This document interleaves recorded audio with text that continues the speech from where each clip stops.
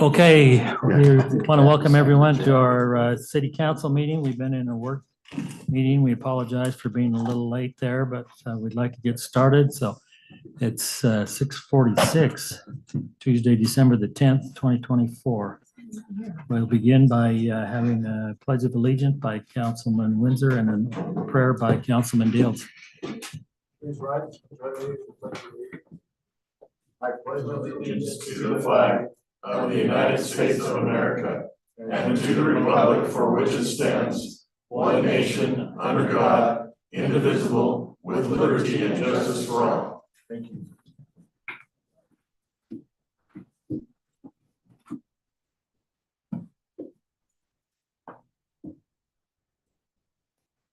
Our kind and most glorious Heavenly Father, we are so grateful that we could come here today to do the work of the city, to be able to discern what needs to be done and how to do it to better the people that live here in the city as a whole. Please bless us, Father, that we will have that power of discernment to be able to listen, understand what is being presented to us today, and then to make the correct decisions. We're grateful for all of the support that you've given military, our police officers, and the first responders. We say these things humbly in the name of thy Son, Jesus Christ. Amen. Amen. Thank you, Councilman Windsor and Councilman Deals. We'll begin with our public comments. If you have a comment you'd like to make, we'd ask that you come up to the microphone and state your name and the city from which you reside. Be allowed 3 minutes to speak and direct your comments to the entire council. Any comments? Seeing none comments, go on to our next item, the presentation of our annual court review with Judge Memmott. Judge, come on up. Good evening, Mayor, Council. Can't believe it's been a year already. It goes by very, very quickly. I know we're starting a bit late, so I can be brief. Been a good year in the court. Just some positive, some highlights. You may or may not know that Lisa was asked to be on a leadership council for training and education for all the clerks in the whole state. She's one of just a few. South Weber continues to be a model for justice courts in the whole state. I get questions from clerks all the time about how things are run, and my answer almost every time is call Lisa. She'll be able to tell you what's going on. We had an audit this last year. Audits are common. They're required. We have them every couple of years. I've been through 7 or 8 audits since I've been a justice court judge. And at the end of this audit, the auditor pulled me aside, not pulled me aside, but an email afterwards, emailed and just had nothing but positives to say about how many amazing things were going on in the city and how few issues they find based on what's being done here. And so our court is being run at the highest levels. I get comments in this court more than any of the other courts that I run, where people come in and they appreciate just the nature of how the court is run, how they feel seen and heard by everyone from the staff that checks them in, all the way through the court process. And even had a gentleman a few weeks ago express that coming to this justice court helped him feel like you still can go some places where you can be treated fairly by the court system. And it kind of was helping to reaffirm his kind of thoughts that courts can be a place where you can get justice. Comments like that are obviously great to hear. Again, I know we're kind of short on time. I'm grateful to be the judge here. I love the chance I have to be a part of this city. And I take very seriously that every time I sit in that chair as a judge, that I am one of the faces of the city, but I definitely don't do it alone. The fact that we have Lisa and other clerks here are the real reason this court runs so well. So if you have any questions, I would be happy to answer them. Any questions?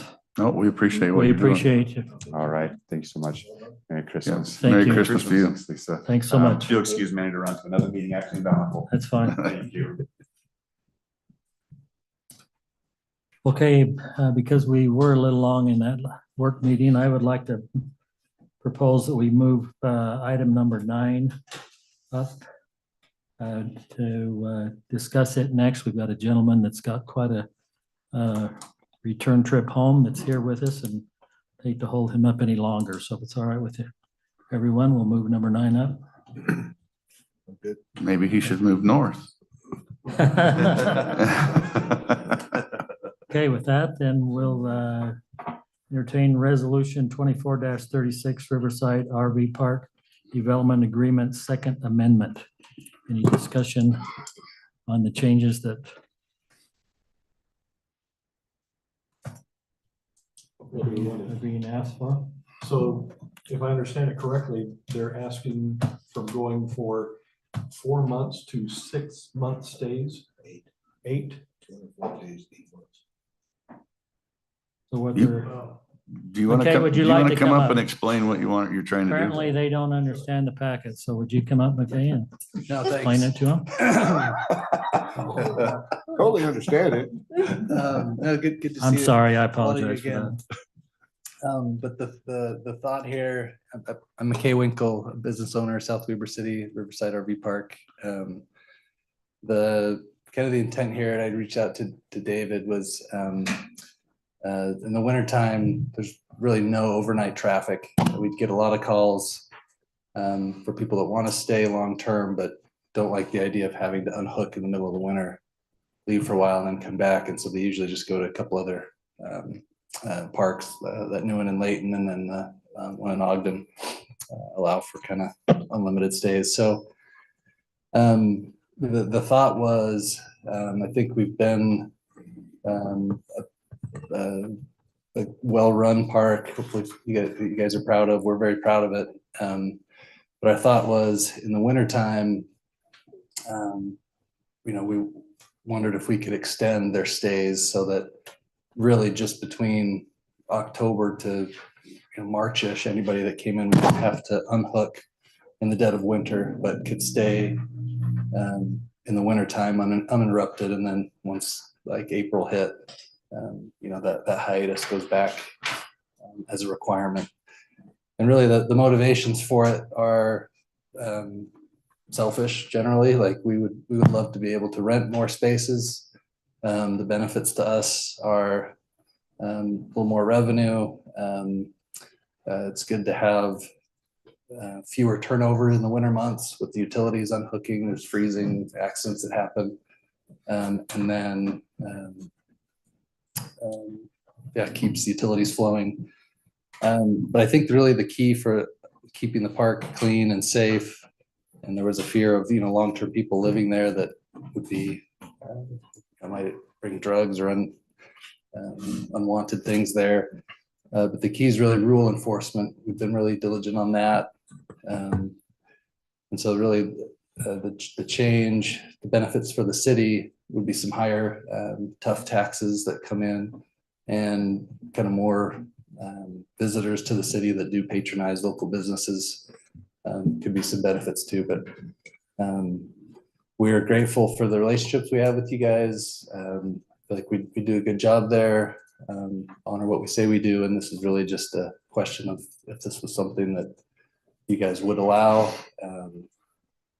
Fully up to you, but really the intent, we have no problem renting sites in the summertime. The overnighters we're plenty full, but the wintertime is a little tougher. And so the exemption would really just apply in the winter months is all. And so I think, I'm not sure what was presented in the packet, but we just proposed that we add one sentence or a few words, honestly, to the existing development agreement, that hiatus really only applies during a calendar year. So that we could have those shoulder months, October to March, April, to not have to unhook. So the wording in there, and everybody can read it, but developers shall not permit patrons to stay at the RV park for more than 120 consecutive days in a calendar year.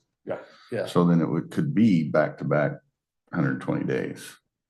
You could. It doesn't talk about seasons unless No, No. you have it right. That's how the amendment reads. It doesn't talk about seasons. Right now, how it would work is it's 120 consecutive days, whether it straddles the change of the year or But not. if you change it January 1, then it's another 120 days. So this would allow up to 240 days. 240 days. Right. And that's where they were getting the 8 months. So they understood the fact that. They wouldn't be able to come back.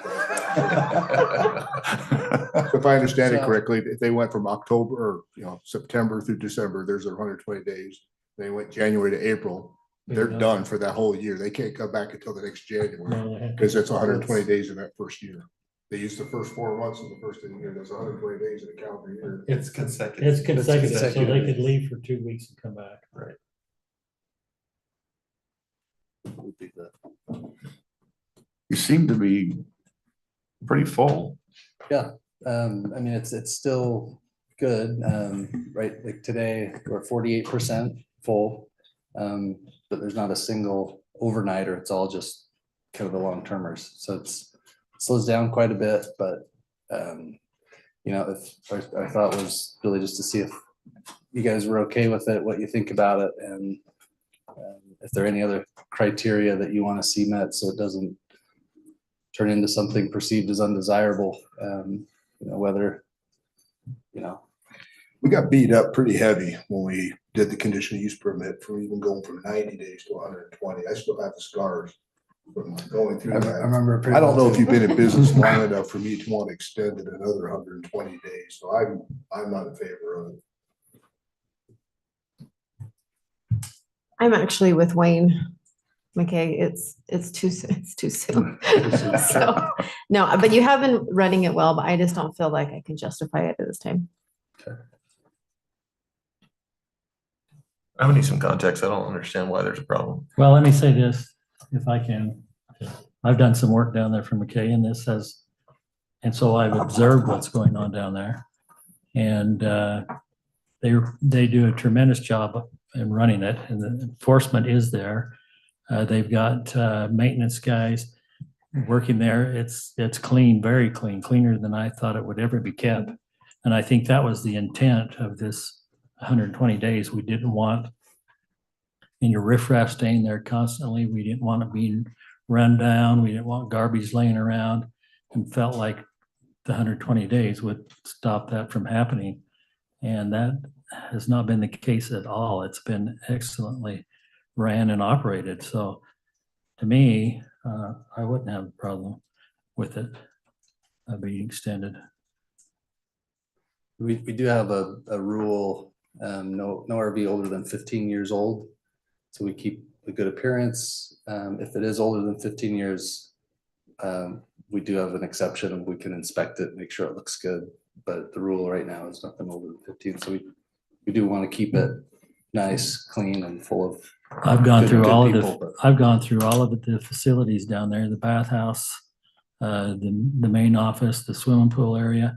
It's all kept immaculate. I mean, to me, when I went down, I was surprised when I went in and saw how clean it was, and it looked just like the day that we completed it and moved out. I mean, they've done an excellent job in keeping it up. So So for Jeremy and the context on that is, we were concerned if a trailer sits there, especially through the winter, they they put the insulation stuff and all their lawn chairs, where did it start to look like someone's living there? Does that make sense? And looking like some of the other parks that you see around. right. And so we were going back and forth, 180, 120, 90, what's that magic number?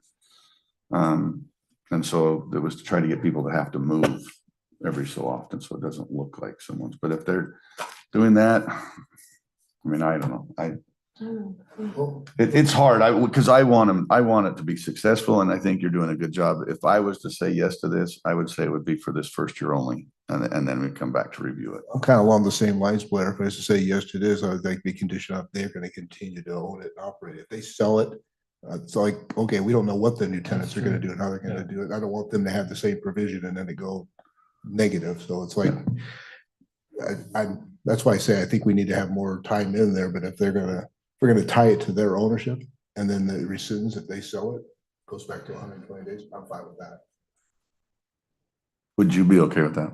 I mean, would be better than, I mean, that's. Than a no. A long time, yeah, that's great. I would agree with that. And I would point out the development agreement, there's teeth for the city in the enforcement of the rules. And so any change of rules or lack of enforcement, when I remember, the city can really hurt us if we're not enforcing those. And so I can't remember the wording, but those were kind of the teeth that the city has. And we did go, I think it was approved at 180 days stays. And we compromised, went back, and so it was, You remember the arguments. oh, I remember, yeah. I remember the lines out the door for the public hearing. But to the mayor's comment, I'll just come back and say, I have seen it. It does look immaculate. It does look full, and it is a bright style for the city and not a blight Good. what people thought, so. Absolutely. That's good to hear. I mean, we feel super Absolutely. proud of it. Like, we love it. Like, it's our pride. We put a lot of money into the additional amenities we've added. We just want it to be a really great, beautiful property that it is. Yeah. So, Well, I drove over there last week when this came on the agenda. And I've been definitely more on Wayne's side. I thought that this was just going to be a big mess and that we were going to have to constantly be fighting with the RV park. So I've gone over there quite a few times just looking for something. And I have to admit, it has been a pleasant surprise. It has been very well done. Although now with the gates, I can't just drive through anymore, but you've done you've done a really good job. And when I went over there, the one thing that I noticed was it was not full. And you do normally that whole thing is full, and it wasn't. And I just thought to myself, as a businessman, your proposal actually makes sense.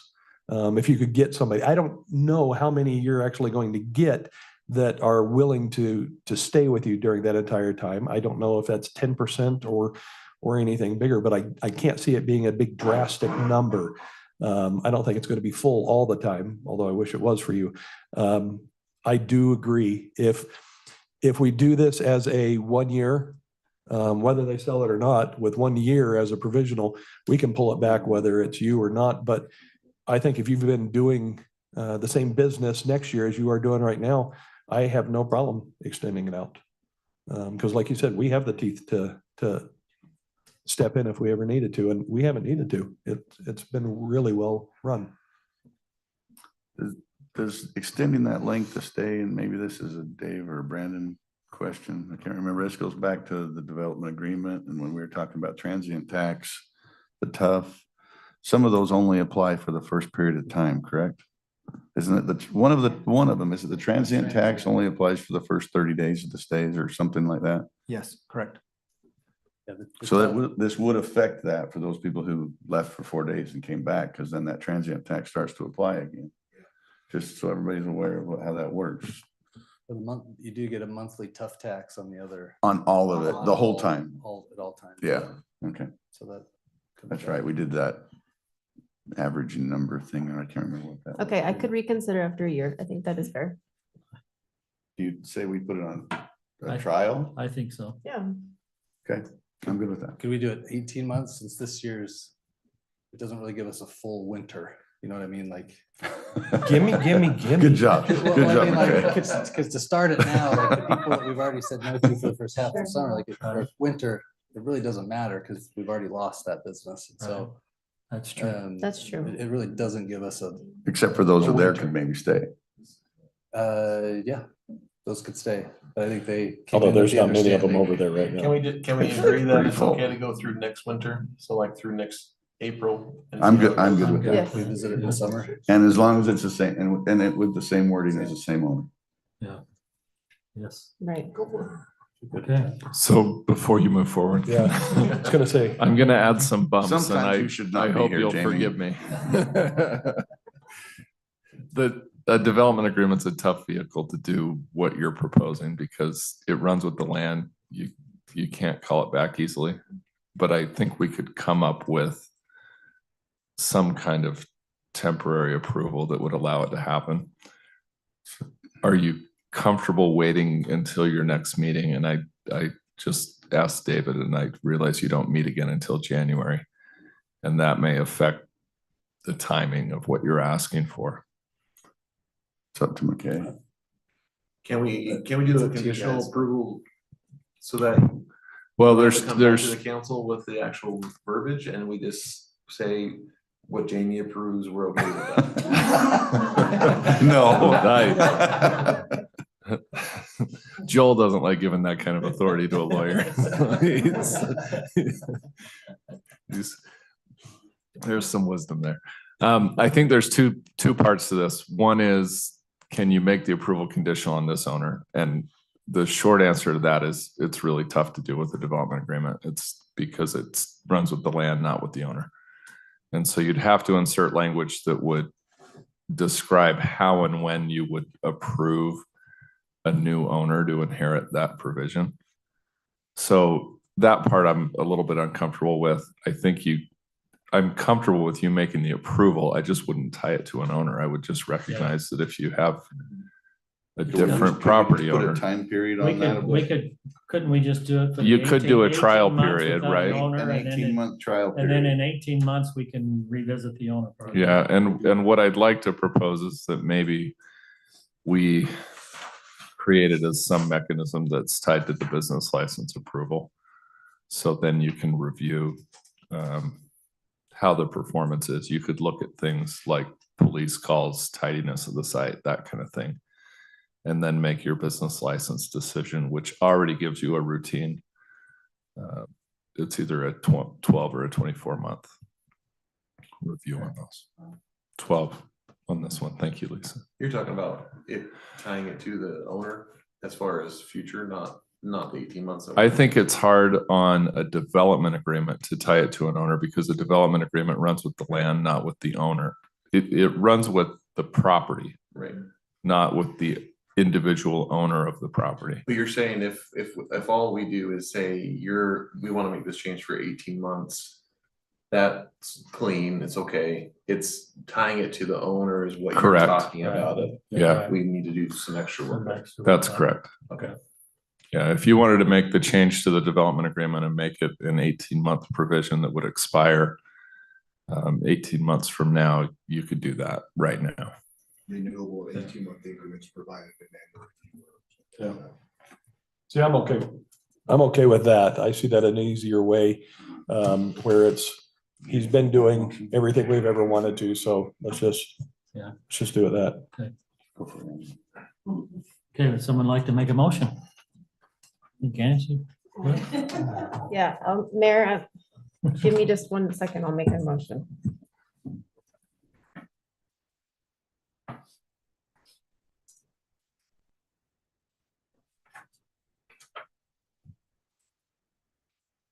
So we would want it to expire in April 30th, what, That's fine. of 2026? Yeah. Okay.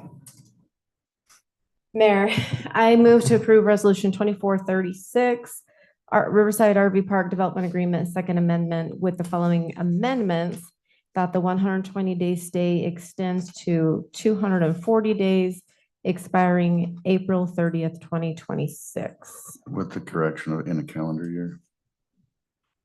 Right, yeah. Yes. With the correction of in a calendar year. Seconded. I will do a roll call vote, starting with Councilman Windsor. Aye. Aye. Aye. Aye. Aye. Okay. Motion carries. Thank you. Appreciate it. Thank Thanks for you. bumping me up too. So, appreciate it. See you, Mickey. Safe. Okay, action items. We need to approve our consent agenda, which consists of October 22nd minutes, November checks, October budget to actual, and 2025 meeting schedule. Any discussion or changes to the consent agenda? I just had a note on the meeting schedule for May. It has us meeting the Tuesday after Memorial Day. Is there any way we can adjust that? What cruise are you taking now, Angie? Maybe I just want to lay out in the sun all day. I don't know. I just feel like it might be easier for people who are wanting to go out of town. It has this meeting on May 13th and 27th.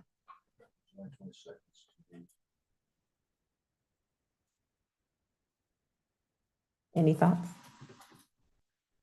Doesn't matter. I'm agnostic, so. I don't care. I block off every Tuesday. Just for this place.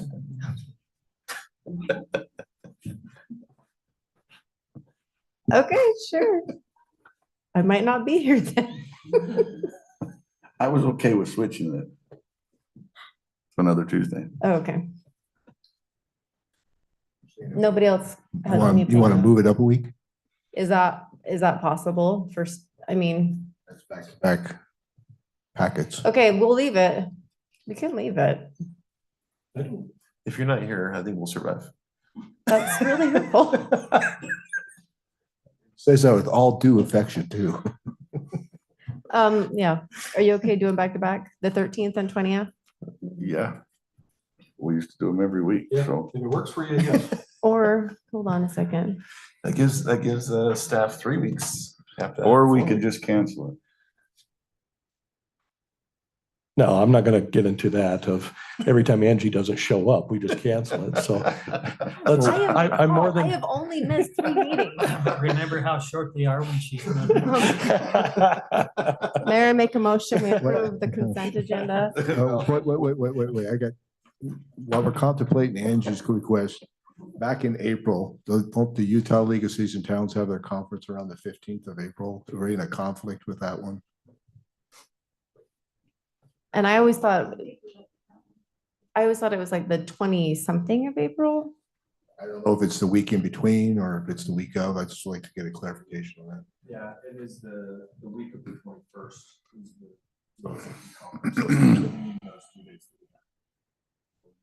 We'll be together for 3 weeks in a row, people. It might be worth taking one off in May. Okay, how about this? I propose we move it to the 13th and the 20th, and then if we have to change it closer, then we could.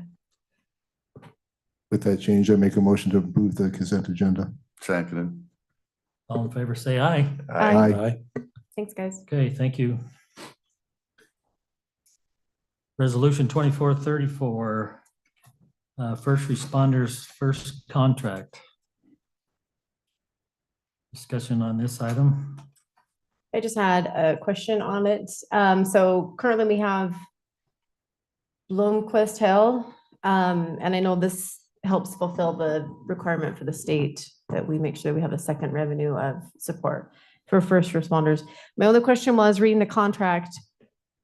It looks like it appears like any employee could use it. So if there was a reason why a city employee could not get into Blomquist Hill, could they utilize this, or is this specific to the fire and first responders? It's specific to fire and first responders. Okay. I have some follow-up questions. Okay. Sorry. The grant was awarded prior to my time. Is there a time limit on that grant? Is there a volume, is there amount of the grant? And are we going to burn through that at any given time? Is it an open-ended grant? Just as we get a grant. So I just like some clarification on that. Yeah, I have to submit quarterly how much of that money we've used.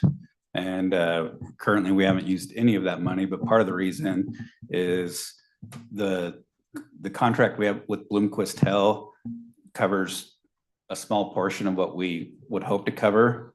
And so in talking to a lot of the other fire chiefs that have gone with first responders first, they like how they're very proactive in coming out and doing the semi-annual reviews with all of my guys and checking in on them. It's all voluntary.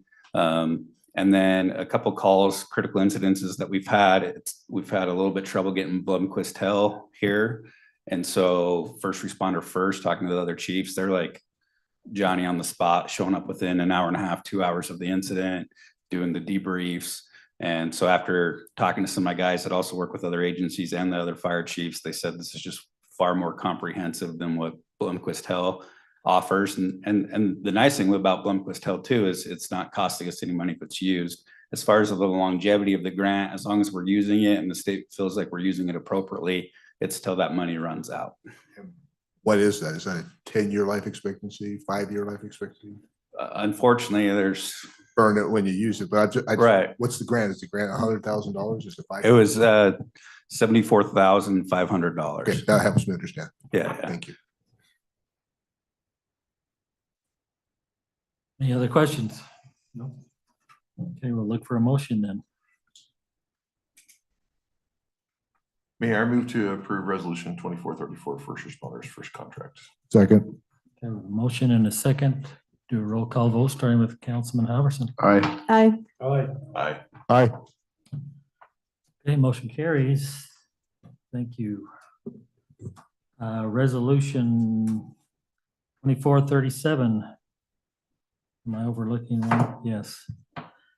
Let's go back. Resolution 2435, Old Fort Community Reinvestment Area, the RDA interlocal agreement resolution. Any discussion on this?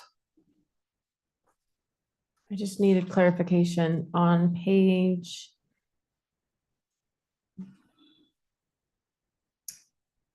102. Section 3, it says housing. Sorry, let me get there myself.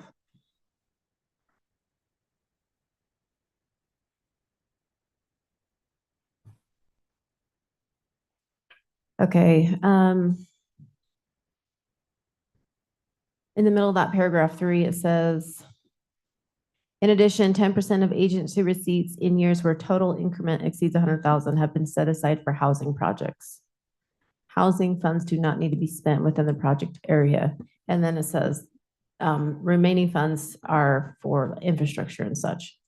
Can we just clarify what that means for housing funds? Yeah, based on state code that allows these types of project areas, a certain amount has to be set aside for housing. However, there are exceptions, and in our case, the size of our project area, meaning the amount of tax increment, is not high enough to kick into that need. If Okay. we hit $100,000 a year, then it kicks into that. So that's why they call out 100,000. Our Perfect. project area does not quite generate that. Over the 10 years, it's expected to generate about 950,000. So we're close to that threshold, but we're not there. If we did hit that threshold, then by state code, we would have to use some of that project area money for housing purposes. The budget right now does not include it because we don't hit that threshold. Okay, thank you. That was all my question on that, Mayor. Okay. Anyone else? Someone like to make a motion?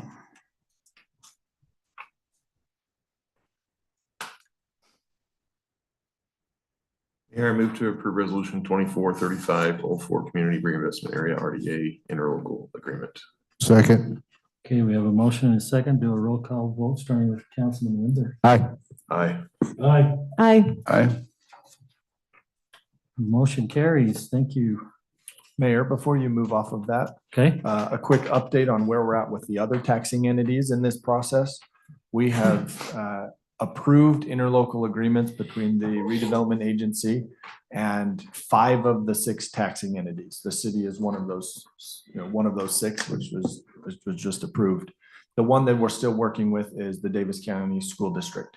And we've had interaction with them already, went to a finance committee, and anyway, we're still in the process, and we are scheduled to go in front of the full board in January for the school district. And so the process from there is, once we have all 6 of those interlocal agreements put together, then the RDA, the redevelopment agency, will hold a board meeting and enter into an agreement with all of those 6 entities. And there's a process for public hearings and a timeline and whatnot. So this will be finalized over the first quarter of 2025, but we're almost there. Great. And just to throw in, during mosquito abatement, when Dave came and presented to them, they're a crowd that doesn't necessarily like a lot of these. But not only did they accept, but they also gave a glowing review of how our staff has done it, put it together, and how were able to actually show direct correlation between how this is going to repay itself. So it was really a good recommendation. Leave it at that. Good job. thanks, Joel. Good comment. Okay. Next item, resolution 24-37, declare parks mower as surplus. Any discussion on this, or Shay, would you like to hear from Shay or anything? Does anybody else have comments or just me? I guess they don't understand the packet, huh, Mayor? Okay, all right. We'll help them out. Either that or I don't. Okay, mowers, please help me understand. So we have been doing the lease, where's she? We have been doing the lease and now we're saying, don't do the lease, it's easier for us to purchase. Okay. Yeah. The two that are under warranty give me some info on that. Here, I'll do it real quick. Shay can do it too, but we have 5 mowers, right? We own 2 of them. They're really old. We are currently doing the lease purchase on 3 of them. The really large 144 inch, and then the 2 that have had some troubles, that's the warranty ones. And so they've been kind of rotating in and out of the shop. Even though they're still relatively new, they're only 2 years old. There's been some issues with those, again, under warranty that they're trying to figure out. We're talking about tonight the 2 that we own that are really old, that are not getting much run at all, and declaring them surplus and either replacing 2 of them this fiscal year with fund balance money, or one of them is definitely urgent and in need. And if we want to delay the other purchase until next year and have that be part of the budget discussion, that's the option that we're presenting. Either 1 urgently and have it ready for next spring, or 2 that we know are going to need to be replaced at some point anyway. So the intent is for us to own 3 total or get back up to 5? Would like to own the 5. We're losing, and if you want to talk numbers with Brett, but we're not getting anywhere with leasing them as far as interest goes. So we're losing more on depreciation than we're gaining on interest, is what you're saying? Probably because of the abuse they take. Yep. Mowing versus a truck going down the road. Yeah. He's done a really good job looking at a broader picture of a rotation schedule and identifying that if we have 5 mowers and we keep them for 5 years, they're essentially rotating 1 each year. If we purchase 1 each year, then it actually becomes a very smooth amount of money over time. Some are more and some are less, depending on what models you get. But she and Brett have worked to kind of project that out and create a rotation schedule where, with a certain amount of money, we then could budget that every year with, annual increases probably for inflation over time, to essentially smooth out that purchasing and say we could then rotate our fleet and purchase 1 every single year. And so this is the kind of the beginning of that longer term plan. And again, we either do 1 right now or we do 2 right now, but over the next 2 fiscal years, that will replace the 2 oldest, and then we'd be in that rotation schedule. So the current lease payments, the annual payments that we're making on our 3 that are leased, will fall off when they get to that year 5, and then we rotate them out, and rather than get a new lease, we then purchase. And that's the intent of the long-term plan.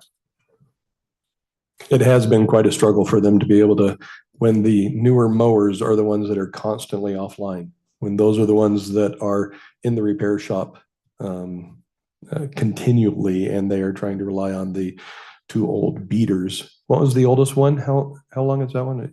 2012. So it's definitely seen better days, but with their pretty aggressive mowing campaign that they do on all of our parks to keep it even usable on some, there's times that these have stopped it from being able to do a quick, clean job, and they've had to kind of move things back and move around. They've done a fantastic job of keeping all the parks looking good, even though the machines have been just a nightmare to work with. And that includes the new ones, or especially the new ones. And what's in the fiscal year 25 budget for these mowers? Or to replace 1, to replace 2, or are we gonna have to open up the budget This would require a budget amendment. This is using fund balance. for either or both? Well, Okay. But I do have some good information from this afternoon. I got a call on a trade-in value for the Exmark. They were willing to give us $7,500 as in trade-in value, so that would bring the purchase price down that much, That's good. How much was the other one? 3,500. So 3,500 trade-in value on one and 7,500 on the other. So it takes you to 39 and But 15. still, the funds would come in as miscellaneous revenues for the trade-in, and then the cost, the expense would still have to go to the fund. The net difference is what you're talking about. No, Your not account- exactly. There, we wouldn't receive any money. It would be trade-in value and decrease the purchase price. Okay.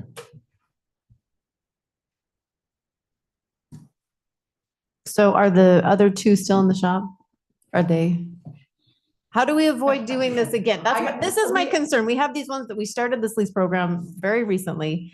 And now you're relying on these old ones, which you're saying, let's surplus these. I understand that. However, if we surplus these and then we're only relying on these other ones that aren't really reliable, then what are we doing? That's the struggle that we're in. So by October, we had one mower, the 144 inch.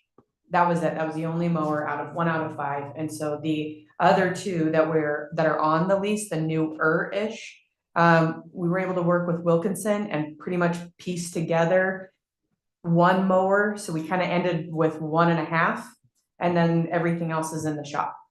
Is this a one-off or is it a brand? It goes with a different brand of mower or it's, That was what I was all season long. It was like, is this Wilkinson? Is this Ferris? What's the two? And I think I've eliminated Wilkinson out of the equation because they've done a really good job of trying to work with us, piece the one together, keep me in the loop with what's happening with Ferris. And basically what's happened is the engine components are off to Ferris, and Ferris is now fighting with CAT for warranty issues. So that's where it's at. It should be back. so blame it on COVID. Wilkinson blamed it on COVID, so that's where those two are at. You only want to buy 2 right now. Yes, please. And you're okay buying another Ferris? No, Okay, that's, no, thank you. What's the lead time on these? To buy one, Mhm. I didn't look at, I was just like, can we do this? So if you purchased it tomorrow, how soon before you take delivery of it? You don't know? I didn't ask that part. Maybe I should have. I mean, I'm sure they'd get us to us before spring. It's not, to me right now, it's like if we can get it before March, April. It's not like a Quint. We have to plan ahead. you had to throw that out there. Thanks, Angie. You're welcome. Well, I'm struggling surplusing these other ones right now, if you're relying on them so heavily, knowing that we're But they're not, the you're not winter even time. using, I can't, you can't, we're they're not not using using them. those two. Oh. that's the problem is the two oldest ones, each one ran for maybe 3 weeks a piece throughout the year because they were in the shop so much. And so that's the two that we want to surplus. I feel like, and I hope I can work the bugs out with Ferris with the lease part. We can we've got the one at least operating now. And there's hope for the other one without a warranty between Wilkinson, Ferris, CAT. And remember, this isn't a true lease. This is really more like a rental. Right. We're buying. we own them Right, already. right, It's right, just an right. extended, so. Mayor, I move to approve resolution 2437 declaring Parks 2015 Ferris and Exmark mowers as surplus. Second. Wait, With an option, do we have option 1 or option 2? That's in the next one. Oh, that's in the next one. I just wanted to clarify, it says 2012 on the Ferris in 2 places and 2015 on the actual motion, on the actual resolution. So I just need to clarify what it is. Say 2012. According to Wilkinson, it's a 2012. According to iWorks, it's a 2015. And the VIN says 2015 at the beginning with. Just get the VIN number. The old ones surplus them. Okay, we have a motion. Do we have a second? I did. You did second that? Okay. The roll call vote, starting with Councilman Windsor. Aye. Aye. Aye. I, Aye. Okay, motion carries. Then, next one, Parks Department more purchase 1 or purchase 2? Make the motion to purchase two. Second. Okay, we have a motion and a second. Start with a roll call vote. Councilman Halverson. Aye. No. Aye.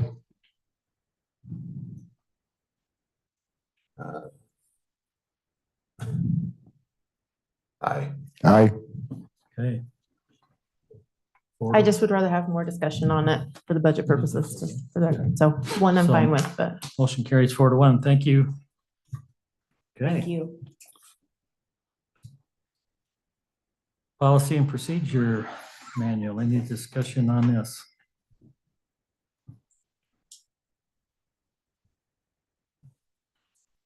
Yes, sir, I have a question. Look at this. I read it. Wayne didn't read it apparently. Page 121. Page 121. Apparently he did read it. Bilingual employees. What's the amount of differential we are discussing? And follow-up question, is that a condition of employment or is that just to be nice? Say that again. I'm sorry, page 121, we're talking about pay differentials for employees who are fluent in Spanish and regularly communicate with Spanish-speaking customers are eligible to receive a differential. So you could regularly communicate, you could define that different ways. But my question is, how much are we talking for a differential for that? And are we like advertising it as bilingual is a must, bilingual is preferable? We have not been advertising it at all as any type of recruiting tool. It's just in the policy as we reviewed it, we recognized that that the wording was kind of funny in that case as far as the approval process, but the policy manual doesn't specifically say a differential amount. We don't have anybody currently with a differential for language.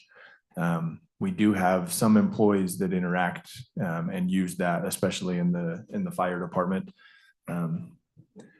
But our typical differential pay is not more than $1 or so an hour.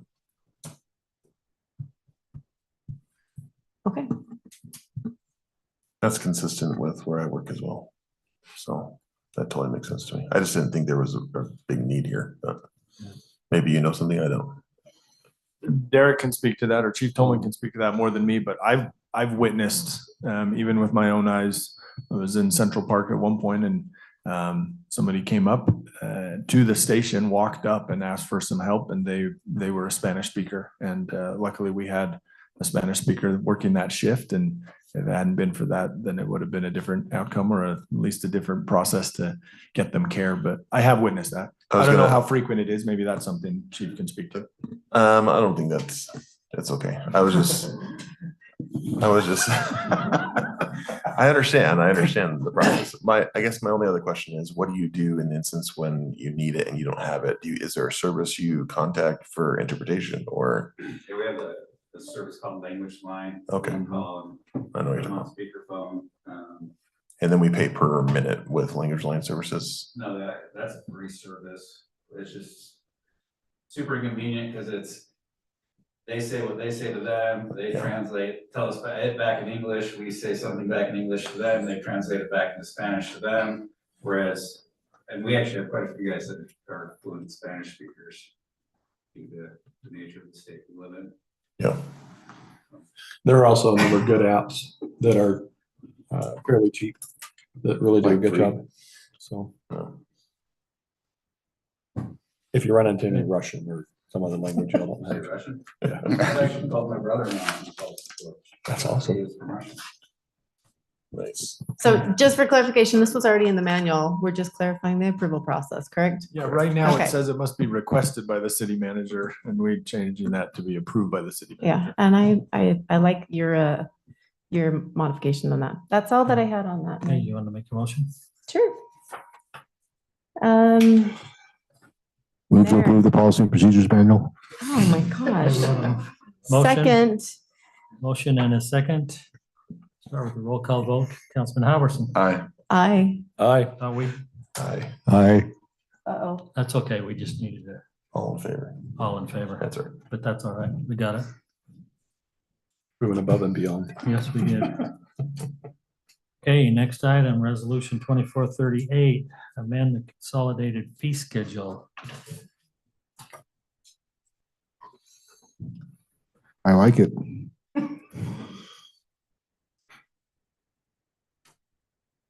Anyone else? Move to approve resolution 24-38, amending the consolidated fee schedule as submitted. Seconded. Okay, we have a motion and a second. This will do with a roll call vote, starting with Councilman Windsor. Aye. Aye. Aye. Aye. Aye. Okay, motion carries. Thank you. New business, any new business from anyone? Dave, you have any new business? I do not. Council reports? Blair, do you want to start? The only thing I have to report on is that we did in our bi-weekly or our weekly lately meeting over at the Public Works facility. If any of you have been over there, foundation walls are pretty well up. They're getting ready to pour the slab on the material storage and on the vehicle storage building, correct? I don't know if they Yeah. are. That's great. 'Cause They're, that's- they're getting ready to pour it. Yeah. It's not, I mean, that they were talking about pouring it. They had to let the walls sit before they could do anything for Okay. 10 days. Yeah. We have had a couple changes, which we talked with you briefly about, but we did get the generator sizing sorted out. We're going with 150 kVA generator, and that's been approved for them to proceed. And we're gonna actually, instead of us doing that direct, we're leaving it under them to put in, so all of it has to be coordinated. And it's a very reasonable price. It's a similar price that we talked about before. Other than that, I think that's about it. Okay, Angie?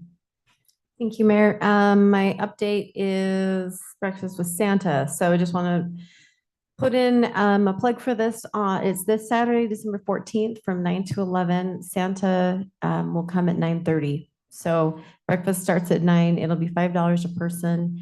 We prefer if you pre-register, but you can buy tickets at the door. And they're also holding a food drive that morning, so you can bring non-perishables to help fill our food drive barrels. And is everybody coming to help? Yes. Shaylee will be there at That's- 7:30 to set up. She's asked us to come help her, so I'd love us there no later than 7:45. Just to get as much set up. We have all the tables and chairs plus breakfast to cook. So it'll take us some time. Bringing your grill. Yeah. Okay. I lit it tonight. And it works. It works. Great. Appreciate you bringing that every year. Blair. Everybody good on that? Yep. 7:45. Where's the Christmas clothes? Because why not? Because we're cooking. Define Christmas clothes. Just wear clothes. You know what? Just wear clothes, okay? I get no respect. Okay, Joel? We had a rather passionate code committee meeting today, where we discussed a lot of the issues that the council has brought up a couple of times and that we are narrowing down to address. It has more to deal with the development process and matching what state's doing and protecting the city on things that we want to do. And of course, helping build some of the trust in the council's eyes of when we have developers coming in wanting to do a large project. So we're looking at what we can do to codify a lot of the issues that we have. So that's it. Okay. Jeremy? Nothing new for me. Thank you. Wayne? I just want to report that I did review the packet, Angie. No, I have nothing with our committees. Our committees haven't had the opportunity to meet, but I would do a second shout out to Lisa. That was great praise that was given, and I'm Awesome. grateful Yeah, that for you're sure. with us. So, and for that, I just wish staff a Merry Christmas, except for you, Angie. No, just kidding. Oh my gosh, it's gonna be great because I won't have to look at you. Just Whoa, kidding, just whoa. kidding. That was too mean. Oh, well, let's Wayne move knows- along. Let's Oh move. my gosh. Turn off my mic. Okay, then we'll look for a motion to move from council into a closed session. Dave, wait a minute. Yeah, a couple of report items from staff. And this is related a little bit to the admin finance committee as well. We've been looking at companies that we can invest with, following up on that previous conversation that we had, and I've selected Zions financial advisors there. So working through the paperwork side and making sure that happened, but the admin finance committee was great. I really appreciate the perspective of the elected officials. Mayor and Blair, they did a lot of really good work on that to help us out. So also Angel Tree, I think Brett's going to talk about that. Yeah, Shayla gave me some information on the Angel Tree. Big shout out to the community, the staff, council, everybody that participated in that. There were 30 names in total, all of which were chosen by residents and city employees. All gifts were dropped off this afternoon at the DCFS. And the representative was extremely grateful and expressed how impressed she was that all 30 children were accounted for and on time. So then being able to help 30 children over there is a big accomplishment. Yeah, that's Thanks for doing it. Yeah, please do. I just want to give public credit to my guys over there at the station. They voted as an association to take the 3 remaining kids and spend over $500 to make sure those last 3 kids got taken care of. And it was a unanimous vote by the association. Yeah, that's great. That is That's great. awesome. Eric, thank you so much. Tell them all, thank you. Appreciate that. Okay, with that, then we'll entertain a motion to move into closed session. So moved. Second. All in favor, say aye. Aye.